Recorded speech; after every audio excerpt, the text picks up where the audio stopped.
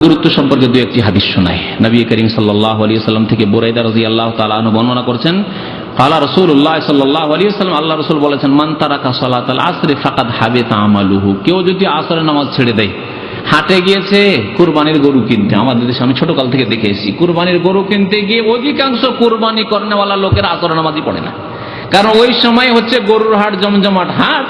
এখন যদি নামাজ পড়তে যায় তাহলে গরু ছুটে যাবে, কেউ দালালি করছে গরুর, কেউ গরু বিক্রি করছে, কেউ গরু কিনছে, কুরবানির নেকি করতে যাচ্ছে, আর আসরের নামাজ ছেড়ে দিয়ে অতীতের সমস্ত আমলকে ধ্বংস করে ফেলল। আল্লাহু আকবার। শুনেন হাদিস, মান তারাকা সালাতাল আসর, যে ব্যক্তি আসরের নামাজ ছেড়ে দিল, ফাকাদ হাবিতা আমালুহু, তার আমল সব বরবাদ হয়ে গেল, ধ্বংস হয়ে গেল, তার আমল সব ধ্বংস হয়ে গেল। জি, কারণ সে কুফরিতে চলে গেল, সূর্য ডুবিয়ে দিল, আসর নামাজ পড়লো না। বহু লোককে দেখেছে হাট বাজার করে মাগরিব পর এশা পর বাড়ি আসার পরে দেখছি নামাজ পড়ছে 4 রাকাত। লোকেরা জিজ্ঞাসা করে যে কোন নামাজ পড়ছেন? আসর নামাজ আজকে পড়তে পারিনি, হাটে গেছিলাম, বাজারে গেছিলাম, খুব ব্যস্ত ছিলাম, আজকে আসর নামাজ পড়তে পারিনি। অফিসাররা আমাদের কি করে, সারাদিন ডিউটি করে আসে, আর আসার পরে মাগরিব পরে এসে জোহর পড়ে। আমি কয়েকটা অফিসারকে মাদ্রাসা যখন ছাত্র ছিলাম তো দেখতাম মসজিদে অনেকক্ষণ ধরে নামাজ পড়ছে। তো এক অফিসারকে দেখতাম, বড় দাড়িওয়ালা অফিসার, ওই ভূমি সংস্করণ অফিসার, ভালো মানুষ, কিন্তু তাকে দেখতাম নামাজ পড়তো এইরকম, জোহর নামাজ পড়ছে, আসর, মাগরিব, এশা সবগুলি পড়ছে এশার নামাজের পরে। এই সময় নামাজ কেন? বলছে অফিসে এত ব্যস্ত থাকি যে জোহর আসর পড়তে পারি না, জোহর আসর পড়তে পারে না, সবগুলি এসে ওই এশার সময় নামাজ পড়ছে। এই নামাজ কবুল হবে? নামাজ হবে না। নবী সাল্লাল্লাহু আলাইহি ওয়াসাল্লাম কি বলছেন? মান তারাকা সালাতাল আসর, যে ব্যক্তি আসরের নামাজ ছেড়ে দিল, আসল ওয়াক্তে পড়লো না, তার আমল সব ধ্বংস হয়ে গেল। বুখারী শরীফের হাদিস, বুখারী শরীফের হাদিস। আরেকটি হাদিস শুনেন আসরের গুরুত্ব সম্পর্কে। বলছেন আব্দুল্লাহ বিন উমর রাদিয়াল্লাহু তাআলা আনহু হাদিস বর্ণনাকারী, আন্না রাসূলুল্লাহ সাল্লাল্লাহু আলাইহি ওয়াসাল্লাম قال, রাসূলুল্লাহ সাল্লাল্লাহু আলাইহি ওয়াসাল্লাম ইরশাদ করেছেন, আল্লাযী তাফুতুহু সালাতুল আসর ফাকান্নামা ওতিরা আহলুহু ওয়া মালুহু। হাদিস শুনিয়ে দিলাম আপনাদেরকে। যার আসরের নামাজ ফত হয়ে গেল, মানে আসরের নামাজ কাজা হয়ে গেল, ছুটে গেল, মাগরিব হয়ে গেল, সূর্য ডুবে গেল, আসরের নামাজ পড়তে পারলো না, সে ঘুমিয়ে থেকে হোক, আর বাজারে ব্যস্ত থেকে হোক, আর ক্রিকেট দেখায় ব্যস্ত হোক, আর ক্রিকেট খেলায় ব্যস্ত হোক, আর বল খেলায় ব্যস্ত হোক, আর দুনিয়ার যে কোনো কাজেই ব্যস্ত হোক না কেন, জি, ভুলে যাওয়া ছাড়া দুটি ওজর ইসলামে গ্রহণযোগ্য। কি বলতে পারেন?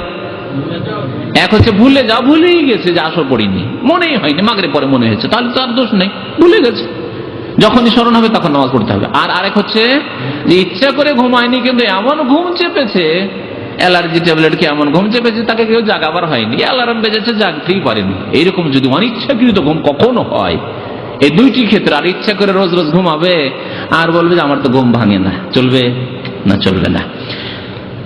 যার না আসরের নামাজ ছুটে গেল, তার অবস্থা কি হবে কাল কিয়ামতে? বলছেন নবী সাল্লাল্লাহু আলাইহি ওয়াসাল্লাম, ফাকা আন্নামা ওতিরা আহলুহু ওয়া মালুহু, যেন তার পরিবার এবং ধন সম্পদ সব ধ্বংস হয়ে গেল, তার পরিবার ধ্বংস হয়ে গেল, আর তার ধন সম্পদ সব ধ্বংস হয়ে গেল।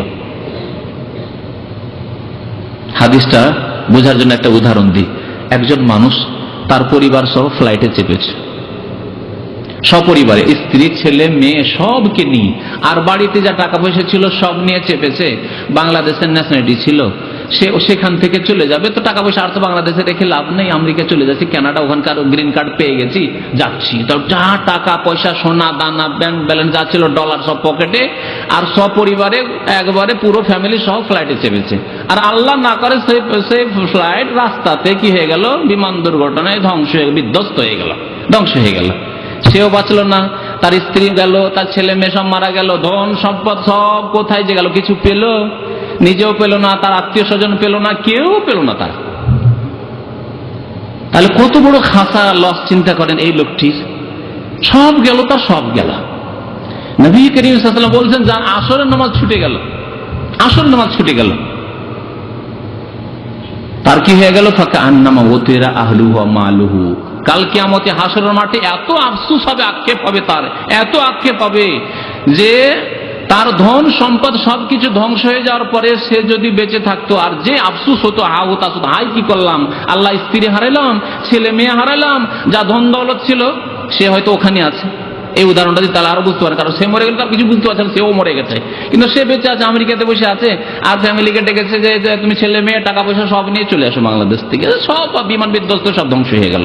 তাহলে কত তার আফসোস আর আক্ষেপ, আর এই দুঃখ কষ্ট কোথায় রাখবে? সেই দুঃখ কষ্ট এইরকম আফসোস হবে তার কাল কিয়ামতে। একদিন আসর নামাজ যদি এইভাবে তার ফৌত হয়ে যায়, ছুটে যায়, তাহলে কাজা হয়ে যায়। তাহলে নবী করিম সাল্লাল্লাহু আলাইহি ওয়াসাল্লামের হাদিস, বুখারী শরীফের হাদিস।